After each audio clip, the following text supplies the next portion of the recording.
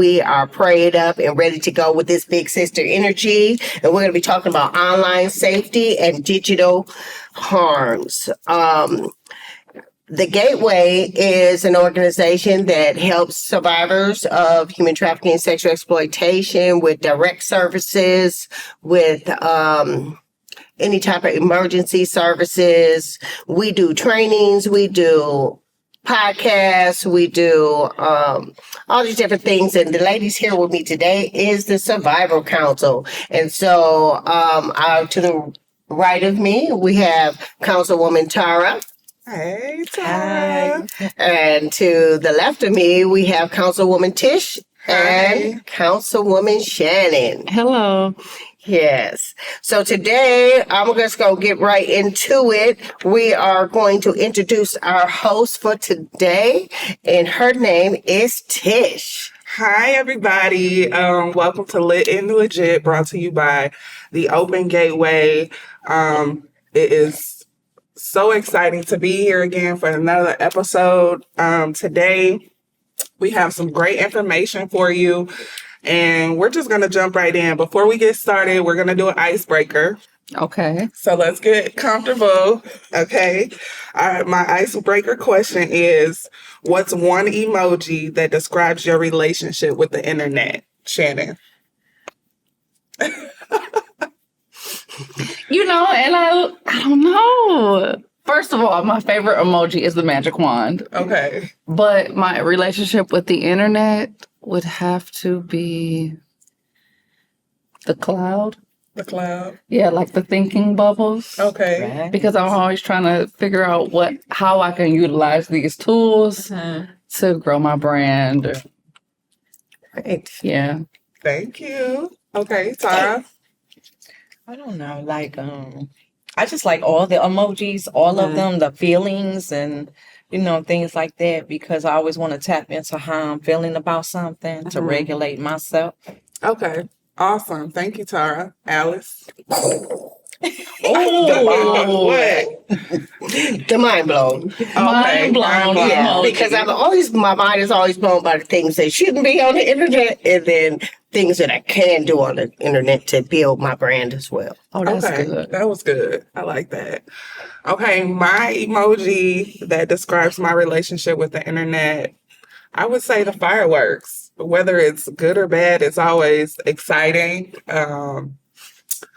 And it's just where we are in the climate as far as social media and stuff, it's exciting. So I would say the fireworks. It really is. Yeah.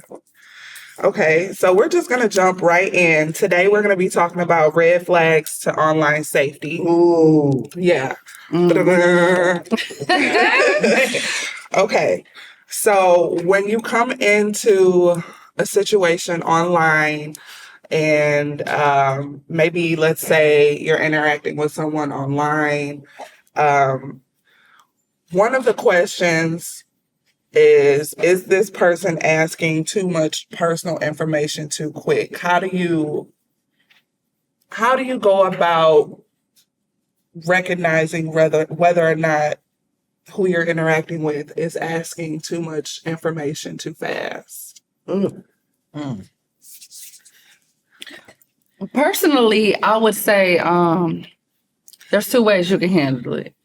Either redirect the conversation, but if someone isn't as good as that, they don't have those type of skills, maybe we could start off with, are you asking about my interests or my personal information? Kind of categorize the type of questions that they're asking.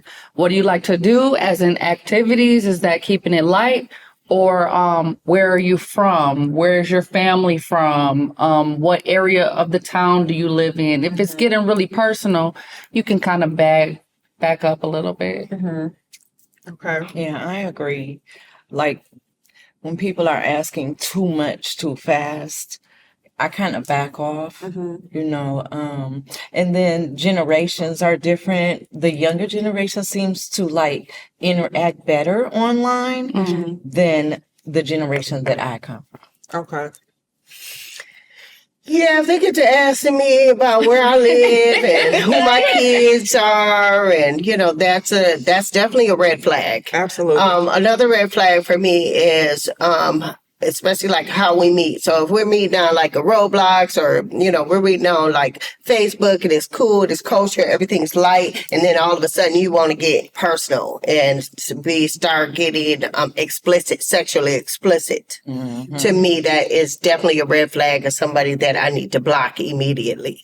So you don't need to be asking me questions about sexual things and we never met. Absolutely. I Absolutely. agree. So that is definitely a red flag that we want to point out, that if a person is asking personal information online too quickly, that is absolutely a red flag. And you have the power to take control of the conversation and back out of the conversation. Block or delete. Block, delete, absolutely.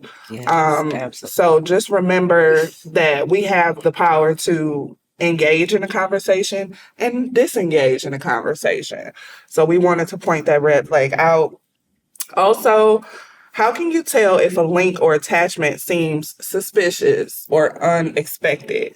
So nowadays we are getting these links, especially when it comes to like if you've traveled recently and you have to go through a toll. You get these messages about the toll, like you have to pay this toll, Right, and if you click on the link, it sends you to an unexpected website, and that is one way where these I don't even know what to call them. What do you call Scammers. them? These scammers, Predators. yeah, these scammers are trying to get our information. Hunters. Yeah, absolutely. So, how can you tell if this link is suspicious? Lately, there's been one coming through my phone that says you have a traffic ticket, right? Okay. So you know it's a scam because, first of all, I wasn't in the area. First of all, I have no tickets on my car. So things like that, like it's a scam when it's coming through a text message Yeah. through your phone. Okay. Okay. It's when I get a text, because it could be from one of those 5-digit numbers or just an area code I don't recognize, I will look at what does this URL look like? Because Amazon.com is basic. It's not like ammo.zon.la. It's not so suspicious. So I'll look at the URL itself before clicking on it. And then I'll ask myself, they say, your package is a little delayed. Check its status. I'm getting those because I like to shop online and I'm a couponer. So I'm always creating an account, subscribing to different deals and online, membership. So I'm really careful and cautious of that because they'll try to say, I'm getting a package soon, or you don't want to miss this deal. So they're trying to prey on me like that, but I'll look at the URL itself and ask myself, did I order something recently? Do I have an email previously confirming this information, or is it just random? So, Yeah, that's a big one. Looking at that URL is definitely key. Gmail, businesses don't usually have Gmail. yes. And so there's that. But I wanted to, red flags for me are like, especially in this generation. So they have like where they'll put you on. So you're on Instagram and you're trying to get followers and you're trying to get bill. So they'll send you little stuff. Oh, I'll put you on. But when you click on the link, it sends you somewhere else. You know what I mean? And so just being mindful of always going back to who's the source. Because a lot of people have fake pages, but their pages may only be a few pictures, or they don't show their face. They'll show a camera or a car or money or something else besides themselves because they really don't want you to know who they are. Big scams are, also like jobs. So Yes. putting jobs out there that are really non-existent, just trying to see if you're going to show up, parties, shows, especially like, the young who are interested in getting into talent. They want to be, get on videos. They want to, do modeling or acting. Those can also be those links you have to watch too, because especially, and make sure you don't share your location. Make sure you're keeping your location off when you're dealing in those situations, and then you got to be careful about things that you click on, because things that you click on, they get your information, like you're taking your information in, then all of a sudden it's like Shannon and Tower said, now you got all this stuff just flooding you. And so And that was a great point, Alice. You actually kind of touched on my next question. What are the signs of a troll or a fake account? And one of those signs is, what does their profile picture look like? If it looks like a commercial, or if it looks like, you see this, I'm just going to use an example. You see this handsome fella, and that picture was just posted that same day, and no more recent activity is on that profile. And usually if it's a fake account, it's recent, the same day. Our next question is, what are smart safety tips for interacting with new people online? ooh, Yeah. smart safety tips. What do you guys got for me? Mm-mm. I have one. One safety tip is absolutely, absolutely do not share your location. That's one. We are not sharing our location. A new person does not need to know where you are. It is none of their business. You don't know who these people are, and it's just best that you do not share your location. That's one. Mhm. What's another one? Safety tip for me is just understand where you are and keep it cordial. Keep it Yes. cordial. I would say keep it light, because you have people that you can trust. And if you don't, there are other resources for people you can talk to and divulge information and still feel safe. But just meeting strangers online, you don't know if it's really a man, but it looks like a nice, sweet young lady, or, vice versa. So keep it light. Why are we meeting this person? Is it for friends? Is it to talk about something digital? Right. If we playing Not- video games, and that's what we doing. Right. If we doing like the story time readings, anime, then that's what we doing. You know what I mean? Like keep it light, because at the end of the day, like you said, you got other people in your life that you want to get more connected to go deep with. Right. Right. And then even if it's a young person, right? All young people ain't cool. Just because they're young don't mean that they're nice. Are you? Or yes, I am chewing gum. It's so good. But okay. But just because they're young doesn't mean that you don't need to watch your back. They don't need all your information either. What you got for us, I Tara? would say trust your gut. Yes. If you feel a red flag or your instincts are telling you something's not right, trust it. Go with what you feel. Sometimes we have that intuition that warns us of danger, or something's just not being Absolutely. correct. Just trust it. And Very especially good. if they say, don't tell nobody. Or Absolutely. yeah. That's a good one. Yeah. keep it that on the is.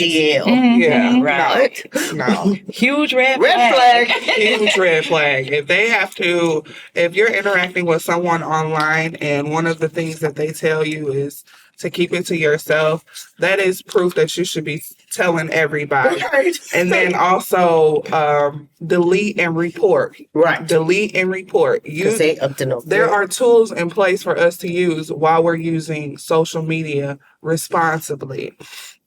And one more final thing that I wanted to share before we switch gears is, when you're interacting with people on social media, understand that you are responsible for your well-being and what you put out there, people are recognizing our vulnerabilities. If you're Yes. posting that you're looking for a job, not everything that you scroll past, if someone is telling you about a job opportunity, make sure that this job opportunity is legit. If you're posting vulnerabilities about needing housing, everything that you see is not going to be a safe response. So, people are out there watching what our vulnerabilities are, whatever they are, and we all have them. So let's just make sure that we're using social media responsibly. So, ladies, we are going to switch gears here. So, with being on social media, we have something that now all of a sudden we are having these conversations about mental health. And it does affect our mental health, whether we like to admit Screen it or time not. and mental health. That's exactly what we're about to talk about. Screen time and mental health. So my first question is, how do you know if screen time is affecting your sleep? How do you know this? Tar. You can get real overtired real fast, like laying in bed, just scrolling at night. Know it's past 11. You got to work the next day. Now you're overtired, just looking at, and then sometimes judging yourself by what you're seeing online. Social media, you're looking at your life and comparing it versus to somebody else's. That was good. Yeah, absolutely. What you think, Alice, about screen time? And How do you know if screen time is affecting your sleep? yeah, So if I'm like obsessively thinking about whatever I was doing and I can't rest, or I'm dreaming about it and wakes me up out of my sleep and I'm yeah, Right. Yeah. disturbing my peace. So when I see that, then I know I'm doing a little bit too much. I'm probably going against the grain of my moral and spiritual compass. oh yeah. Come So on. if I'm looking at negative, stuff, and I'm doing it consistently, it'll affect my sleep in that way. Absolutely, very good. What you think, Shannon? I say, if you said this gonna be the last video, and then you scroll and it's a puppy with a baby, and then you keep going, maybe you've gone beyond your boundaries and it's due to the internet. Yes. So if you wake up, let me just check, let me just see before you do anything else. Maybe that's affecting your rest and recuperation. And sometimes I don't even think that we are aware that screen time affects us in a way, especially with dealing with our sleep. But if you're falling into these patterns where you notice where, okay, I have to go to work tomorrow or I have to go to school tomorrow, and you're lying in bed and the last thing that you're doing is scrolling through your phone, and here it is an hour later and you still haven't been to sleep. Sometimes we need to make sure that we're being intentional and watching our patterns. Oh yeah, I have an alarm on my phone that tells me when it's time to go to bed. Yeah. Like when it's time to shut everything down. That's awesome. And we have those tools in place to where we need to utilize this stuff. So I'm talking to myself here. I understand. Yeah, and a great one to get, especially if you're religious, is one of those apps where it tells you to pray, because you can set the time. So like say you want to be off at a certain time, you can set that time for it to tell you it's time to pray and give God some time. Yeah. And so then that's when it's like kind of like a motivation to help you set it down. Okay, I know I got to set it down. I need to give God some time. Right. I like that. That's good. Me too. Or family. Or family. Because some people get stuck on it and can't even look up to say hi to the siblings. Right. Yes. You haven't fed yourself well that day or rested well. Very good. Okay, ladies. So what are some signs that screen time is negatively affecting your mood or your mental health? What are some signs? It's a good question. When I first think about this. What comes to mind is that I need to see myself coming. I need to check on me because it seems so light, so harmless. Dancing videos, DIY projects, and recipes. It seems so harmless, but when I go past my boundaries, I'm just going to do this for 15 minutes and then I'm going to go clean up. And it becomes, it goes on and on. Or, I'll procrastinate things that are important because of it. I need to check on that. When you get upset and the first thing you do is go to scroll, we need to look at the dopamine that's being flooded by these 15-second clips, but those 15 seconds wind up being 10 minutes of procrastination.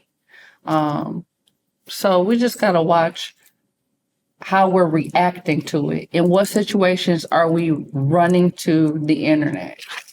So Good.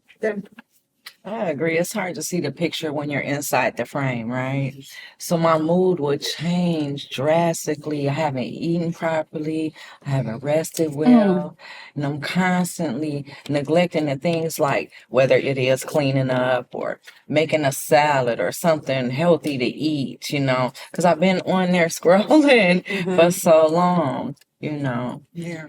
So Yeah, that's good I stuff. think with me, it's like when I start judging my insides based off of what I perceive. right. So like I'm seeing different things, people living this type of way, and then I'm starting to not like my life, or if I find myself judging my beauty based off of other people's beauty or my life based off of what they got, then to me that's a sign that it's unhealthy. Another sign that it's unhealthy is when I go beyond my norm. So say I start watching something that's like might be romantic or might be fights or whatever, but now I done elevated. I'm starting to elevate and I'm watching like more harder things like that are something that I wouldn't normally go to. Oh, Right. When I'm going deeper beyond my moral compass, like, because we all have our own value and moral compass of upbringing and our understanding what's good and what's bad. And when you going too deep, right. and now you're out of control because every time you go on there, you got to watch the most horrific thing that you can find. That is also a sign that it's affecting my mental health.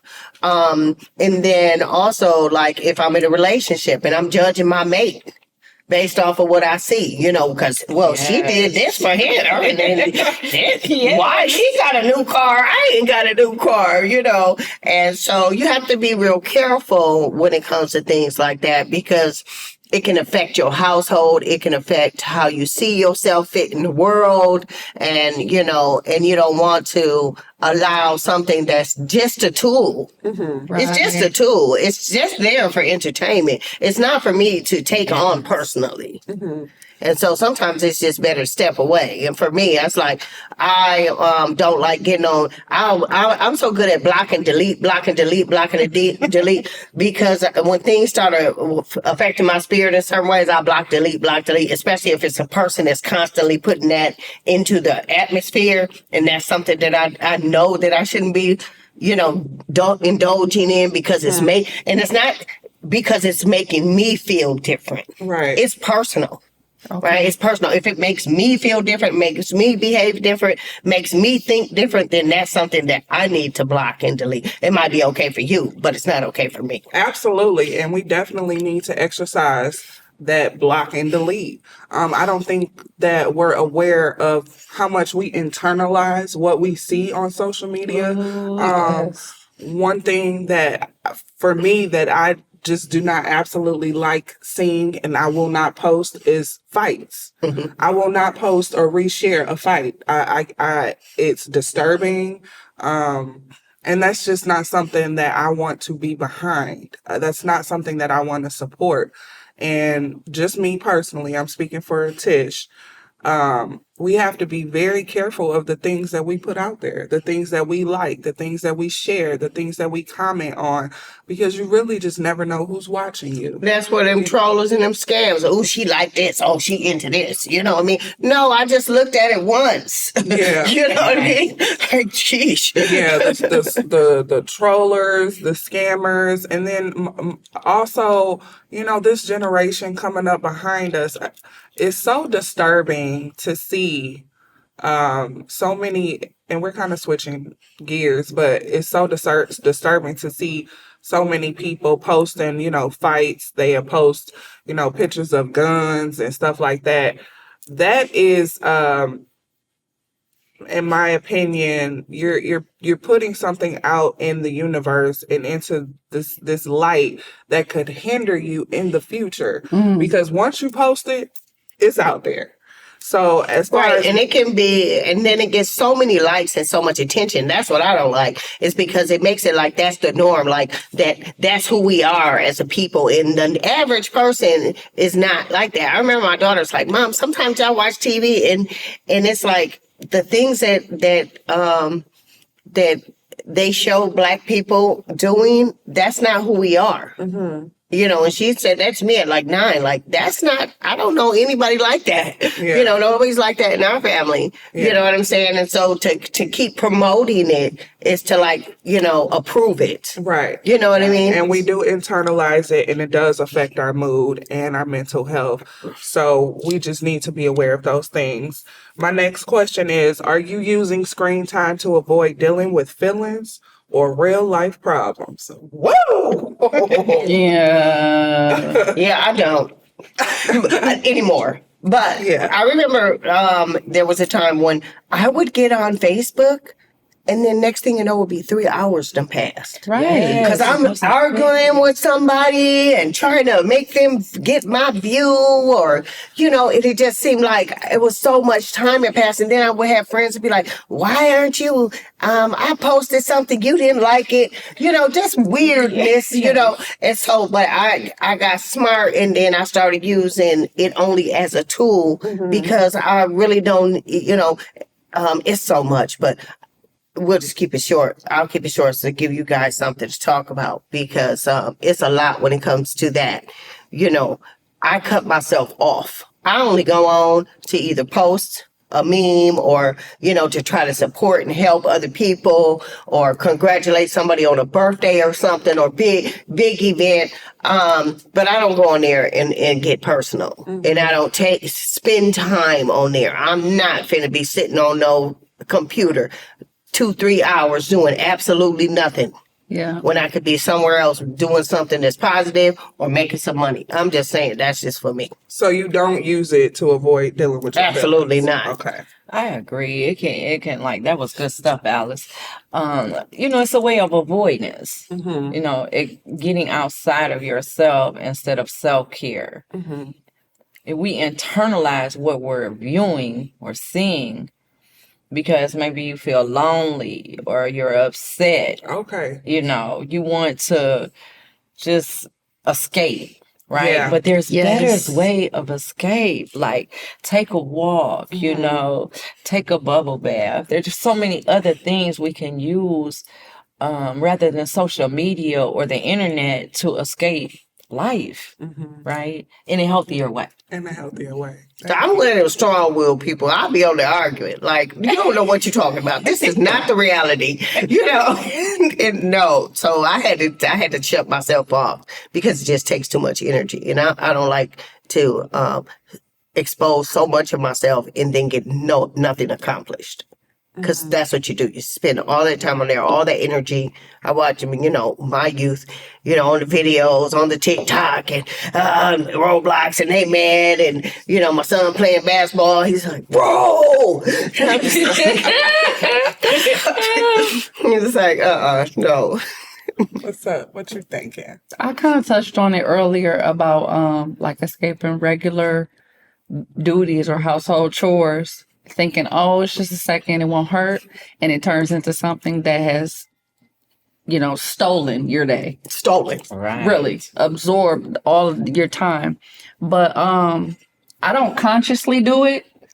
And I think our youth, which grew up with iPads in schools and, the Minecraft craze. So I don't think we consciously do it. I think we're glued to these devices. Yeah. There are calculators. There are Google, our encyclopedias now. They are our cellular devices where we can contact people. They're everything. So I don't think consciously we do it, but we love and cherish this technology. So it's something about enhancing our mood or that comfort. When you lose your phone, you're like, wait a minute, who's got it? We got to go back to the house, So I don't think it's conscious, but when it's elevated, we should take a look at ourselves and say, maybe I need to take a moment out. Maybe I need to take a Facebook break. Or maybe I should link up with a friend instead of doing FaceTime. So not consciously, but I know I'm guilty.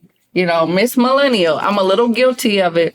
So I just got to notice those patterns and do something about it. Wow. You just made me remember a time when I had to live without my phone. I was in rehab, okay? I was in rehab and I was there for 7 long months. Wow. For the first 6 months, I did not have a cell phone.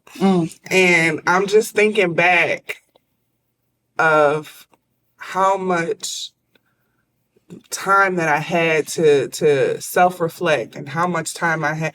I was so peaceful. I had so much peace. Not to say that I don't have it now, but I have not been as intentional lately since I have a phone, obviously, to just put it down and say and check in. Do we take the time to check in with ourselves and say, how are you feeling today? Right. And it's so important. It is. It's very I know for me, it was like, once I realized that this could be used as a tool, as a mechanism to broaden my life, to connect, I'm a builder in my mind. So I'm watching it right on the internet and I'm looking at other people building empires, and for me, it was like, okay, how do I, connect? How do I reach? How do I teach? How do I, build something? And so I try to keep that mindset when I'm on the internet. And when I work with the youth, I try to teach them this is an opportunity as well. You know what I mean? It's not always, I don't have to do a game. I could, create my clothing line. I could, find different ways and means to build a life for myself. There's so much information on there. It can be used for positive as well as negative. Opportunity to lead. You want to be in the spotlight. What am I spotlighting? Am I posting fights or am I trying to help other people be better? Right. Encourage and uplift. Right. What is your contribution to the society that we live in? And so the question again that we all should be asking ourselves, are we using screen time to avoid dealing with feelings or real life problems? So take the time to ask yourself. And how can you set healthy limits, healthy boundaries, and check in with yourself? Do we even know how we're feeling throughout the day? Do we take the time to put down our phones, stop interacting with people through social media? Can we have a conversation and interact with somebody face to face? Do you even know how to do that? Right. Can you do that? So thank you so much, ladies, for your input on those topics. We're going to switch gears. Put on your seatbelts because now we're getting into a heavy topic. And it's how to talk about online sexting. Ooh. And privacy. Yes. And privacy. Online sexting and privacy. You ain't know? Yeah. Come on, big sis, with that energy. Okay. So the first question is, how can you talk about sexting and privacy with friends or family, and why is this so important? We're going to start with this side. Anybody, help me. You first, Alex. You know what? It's so important that you have trusted adults in your life that you can communicate with, and trusted people in your life. Trusted, it's hard because it's personal, right? And so, but is it better for me to just be texting and sexting versus me getting with somebody and saying, hey, I've been doing this, but it's making me feel like this, and it's taking me down this path, and I'm kind of stuck in it, right? So I need to be able to have those conversations so that I can really kind of monitor, my own moral compass and my own values when it comes to that, because it's just a lot with that, and that would be my first thought. Topic. What you think? I Shannon? agree. Like, I don't know. I'm from, like I said earlier, I'm from a different generation. So we're kind of like a little bit modest in our interactions and kind of old fashioned in our socialization, right? So y'all young people let it all hang out, right? So, it's just privacy and discretion in some things, right? Okay. But then you have to like look at the safer way. What's safer for me? Is it safer for me to be at home interacting with this gentleman this way, or trying to go out on a date with somebody I barely even know, right? So, again, you have to use your intelligence, your guts, instincts to know what is the safest way, and what, like Alice said, what is my value and belief on this, situation. I gotta have an outlet. That's a good Yes. That's a good point, because all older people have more experience. That don't mean they ain't sexting each other, but it's a our different- youth doesn't have the dating experience. They may Courtship. exactly. They don't you even know miss what it. that means. Socialization. Right. Yeah, they don't know And you courtship. miss it. And that's why it's important to be able to talk about it. Yeah, we say, oh, they all out there, but at the same time, they're not talking about it. See, like back, we used to have big sisters. We used to have mama. granny and big mama Yes. and aunties that we could run things by. And I think that that's what's we got to get back into, is to be those trusted adults in these youth life and let them know, like, I know how y'all be doing, right? Right. But like, what's the real deal? Let's talk about this, because if I'm spending all my time sexting, I ain't really courting. I ain't getting courted. I'm not nothing. I'm not even in a relationship. This is all make believe, Yes. right? And so it really defeats the purpose of me trying to, have a life and be in a relationship and all of that, because this person got me a whole secret. All we doing is sexting. Wow. So, and you brought up a really good point when it comes to the aunties and the big sisters. And so now we have this opportunity, we have this platform, but just not this platform, even when we're out in the community, opposed to judging this generation that's coming up, opposed to judging, but finding a new way to interact with them. And basically, we are taking the baton and saying, okay, let's have this tough conversation. Right. And nobody is really taking the initiative to have these conversations Right. because they too busy sexting too. Yes, But- yes. Right. Somebody got to But say. they have somebody to talk to. Right. But You see what I'm saying? If you a youth and you getting you youth and you just now, coming into yourself, and you are entertaining this, you really don't have that see, I can talk to Tyra. Tyra been around, so I can come to you, Tish. You know what I'm saying? But when you a youth, right? Who are you talking to? Who can you run this by? And see, that's what you got to understand. The difference is that we have to help them understand the difference is that we have an outlet. Do you have an outlet? Because you shouldn't be a secret, and you shouldn't be holding things in, and you shouldn't be like in this imaginary world all the time. yes. Oh, Somebody wow. need to come and knock on the door, introduce themselves to your family like an honorable man, and take you on a respectable date. Wow, Alice. So, yeah, you mentioned we know we can do this. We know who we can trust. But for the youth who don't know how they can do this or who they can, share this information with, maybe we should give them some signs.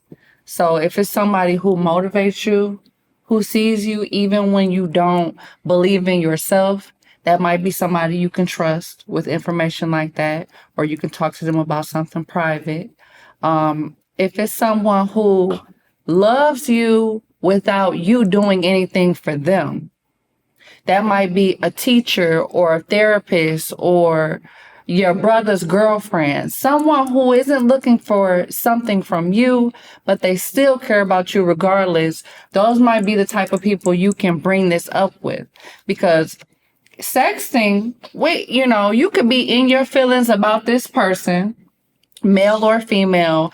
I like them. They like me. And I'm going to share all this wonderful stuff I got going over here with them. But we might be caught up in our emotions and feelings and not thinking logically. Because once it's sent, now they own that digital product or that, creation, your art. Yeah. They own that now. So instead of making a decision based on emotions, maybe we can talk to someone who has proven that they care about us and then run it by them. What do you think about this? Or I've already sent these pictures. What do I do? I'm afraid that they may get out. So what should I do next? That is great stuff, Shannon. Yeah. That was good. Oh wow. Okay. You ladies are giving some really good information. My next question is Yes, ma'am. yes, ma'am. What are some negative things that can happen if private photos or messages are shared without consent? Whew. That's a good point. I think it's just like Shannon just said, the other person becomes the owner.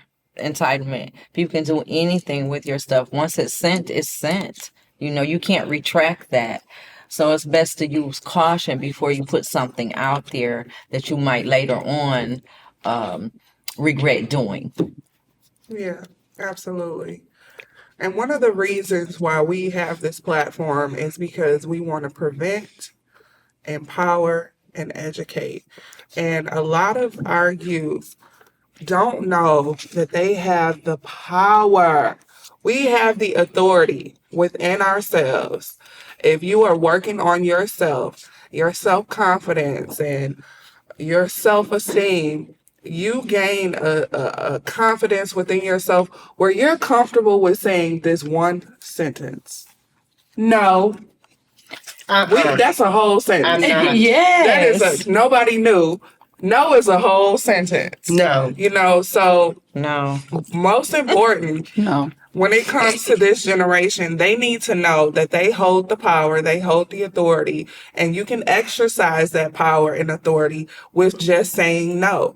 Something as simple as no. If a person tells you that they don't want to be friends with you or don't want to date you anymore because you won't send them this or you won't participate in something that you're not comfortable with doing, that's not somebody that you should have in your life. That's not somebody that you should just invite into your world. You can fire, hire, and promote whomever you want in your life. That's Right, you're the good, CEO. You are the CEO of your world. It was born like that. Period. So it's important that we let our youth know that you have the authority to say no. You can exercise that word. It is okay to set boundaries. Get some. We need to get to the point where we have standards. We need to get to the point where we have boundaries and exercise those boundaries. And that might encourage someone else to set some for themselves. Right. So, And just because I sent it once, don't mean that I'm going to keep doing it. And you can't, there's nothing that you can do that's going to make me keep doing it. Because if you expose me, I'm going to expose you. yeah. Period. Yeah, anything that's unhealthy, that's not serving you, whether it be a conversation on social media, any friendship, any relationship, if it's not serving you, if it's making you feel like you're being put in an unhealthy spot, you can remove yourself. You don't have to stay in nothing that you don't want to stay in. And then if there's implied threats, which sometimes it is, or threats, you need to just always know that you have the power to report. Absolutely. Always. You always have the power to report, and it's not snitching. It's you not. protecting yourself. So yeah, but So there's moving right along. moving right along. I have another 2 questions, and then we're gonna wrap this up. What can you do if someone pressures you to send something you're not comfortable with? Send me that picture. If Send me that picture, Tyra. Absolutely not. No. What you got, Shannon? sometimes saying no isn't easy, Yeah. Okay. especially if you care about them, or why don't you trust me, Tish? After all we've been through, Right. But sometimes it's not. So why? Why do you want that? Can't you Right. see me here? Right. Or pressuring you into doing an act or something. Why? What's the motive? What Right. does that change if I don't? Right. Ask the questions and see how Ask they the mood questions. change. I like that. And see how they mood change. Yeah. So if you can't be direct and say, no, I don't want to. I've decided that and I'm putting my foot down, then ask, why are you requesting you to do that and you see I'm uncomfortable? Right. Right. You're supposed to be there for me. You're supposed to care about me. And if this makes me uncomfortable, why would you even continue to pressure me? Yeah. So you're a bully now. Right. Because that's basically now you being a bully. Right. You got to flip it sometime. Go ahead. Sometimes when we're trying to transition into elevation, people will make you feel bad about, they'll say things like, you think you're better than, or things like that. But it's okay to elevate. It's not that I'm better than, I'm better off than I used to be, right? And it's okay to do that. It's okay to say no. It's okay to look at somebody and say, I don't feel comfortable doing that. And there are moments in my growth that I have either felt too timid or too aggressive. So I have to find that balance within myself. And I'm really grateful for the outlet with you all, right? To be here, to have a discussion, to be able to bounce things off of each other, question. And it makes you think. It makes you think further as to what can I be doing that may be harmful to myself in the future or in this moment. Girl, look, you just took me somewhere. I have chills. That whole elevating, and we sometimes outgrow people, and people will show you who they are. Believe them And move accordingly. and move accordingly. So that is very important. You ladies are awesome. So what are some boundaries that we can set? What are some boundaries that we can set? And what does consent look like online? Those 2 questions. Boundaries and consent.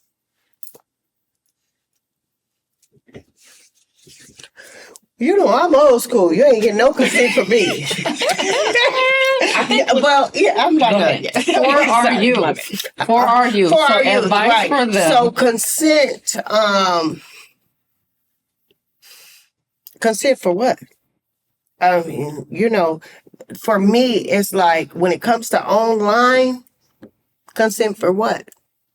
Other than, us playing Roblox, or us doing the anime together, or us meeting at the roller rink, or us, you know what I mean? Like, because I'm not the person who's going to promote the youth to say okay to sexting at no point. Right, You see what I'm saying? right, Because right. there's no reason for it. Because we got to get back to understanding that illusion and delusional, like that's a fantasy.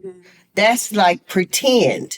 And as a young woman or a young man, I want to have a real life with a real person, right? And so why would I waste my time pretending with somebody who's not, intentionally well for me. Because if you was intentionally well for me, you'd be knocking on my door, trying to take me on a date, right? Not wanting me to expose myself on the internet when it can go to the cloud, and now you got this evidence of me. That's just, you know what I'm saying? And that's a boundary for me. So a boundary for me that I would like to see the youth set is that it's just not acceptable. We ain't even gonna play that game. We can watch the fantasy whatever thing, because they got all these different little things that you can go on, romance novels where you read all these different romance books and they talk about, relationships and you know what I'm talking about? I know what you're talking about. We gonna go on there and pretend. We ain't gonna pretend in real life, sir. That's it. Or ma'am, because it's so much that can happen with that because it affects your mental health, it affects your spiritual health, it affects your physical being. So now you done got exposed. So every time you really feel uncomfortable. You don't know if this person is taking this to school, showing this to everybody else in the school. You know what I mean? Like, I don't want the youth to take those type of, that to me, it's like the stakes is too high. You're taking too much of a risk. Yeah, I'm glad you mentioned that. You don't know if they're going to take it, expose you, or share it. One, don't make a temporary decision that could affect you permanently. Ooh, that one. So taking the picture, sharing it, it becomes someone else's property at that point. But sexting in itself is because they can't wait. Right. If you can't wait to see me, or you can't wait to have what I'm sharing with you, you don't need it. You don't deserve it. Right. I can't wait. Right. Pressuring, just the peer pressure of it all. Or, well, the other girls will do it. What are you, like a Then nympho? get one of them. Right. You know what I mean? But they're either, have some type of issue they need to address. Right. Or a crazed teenage Right. hormonal Right. boy, or girl. But we need to address that sexting in itself is because they can't wait to see something in person. Wow. I like that. So That's good. if you can't wait, then maybe you don't deserve it. Right. I think boundary setting too, you have to make your black lines real black, like your boundary line, right? It can't I be like that. sometimes, maybe, possibly. When I'm setting a boundary, it has to be a clear line that says, this is not what I'm going to cross. Not pacify somebody else to say, possibly. Come on, Maybe. TT Tara. What if only, and one more time type mentality, on. right? Yes. The consent is that I set a boundary. Let me think about it and get back to you on that so that I can have time to process the information for myself, then make a clear decision on what I might want to do. If I decide to proceed, then I proceed, right? But if I decide to pull back, you should be okay with my pullback. And if not, that's okay too. Stand on it. Stand on it. Being decisive. When you make a decision, stand on it. And then if you have to, pull from your community, that trusted adult. Even us ladies as adults, we need villages too. I have several. One is this survival council. Yes. And if I need to, I'm in a space of my life now that I'm taking as many suggestions as I can, So it's very important for the youth to know that it's okay to set boundaries. I'm not okay with doing that. I'm not okay with interacting with that. This is what I want. It's okay to say what you want. It's Right. okay to know who you are. And if you don't know who you are, it's okay to not know, but figure that out. Don't let nobody take advantage of you in the space of not knowing. Right. I like Alice mentioning we're not going to promote that children or, minors should be sexting at all. At all. Yes. Because any photo or video shared is child pornography. Right. Absolutely. If it's Yes. shared to another minor, that is still an account that an adult owns. Right. So, or you have to be, most of these platforms, you have to be 18 to provide consent and to agree and accept the terms and conditions anyway. So any one under 18 sharing, sexting, it is all child pornography. So we're not going to blur the lines there.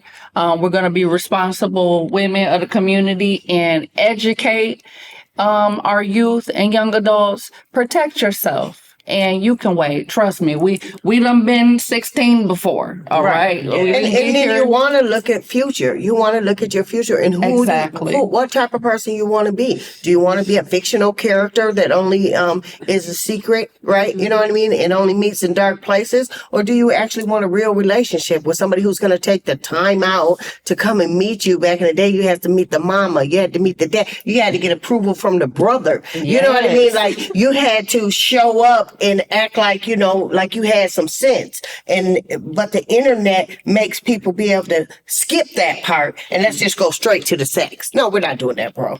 Mm-hmm. Yeah. Like, I ain't her. Yeah. And it's okay not to be her, even as an adult. This was good. Yeah. Yeah, and meeting people in safe places, like Alice said, the old-fashioned way of meeting people, their families, other members, things like that. It's still like, don't go to places where you don't know somebody and meet them, like in a mall or something like that. Take a trusted friend or somebody that you, for at least for a first-time interaction if you're doing that. Okay. Well, I want to thank you, ladies. Thank you. I appreciate you. This was an awesome episode. Yay! Yes, awesome episode. Lit and legit. Lit and legit. So for our viewers, make sure you reach out to us, theopengateway.org. We also are on YouTube. You can find previous episodes there. At The Open Gateway 1, we're on Facebook, _Gate_Way on Facebook, and Instagram, The Open Gateway. So come check us out if you are interested in our topics. If you want to suggest some topics, go to theopengateway.org, go down to podcast, and you can leave a message. And we are so on the speak pipe. Leave a message, and we will be so obliged to talk about it. Let's get involved. Yes. We're going to get involved in this. You want us to research, we'll do that as well. So we thank you, and we can't wait to see you again. Wait, we got some events coming up. We do have an event coming up. Tell them. Oh, yes. So we have an event coming up, and it's going to be for all victims of crime, and it is going to be July 26th at DRP in Detroit. Yes. So tap in. Deal, heal. Deal, and heal. Yes. Come see us. Rise, rise, rise.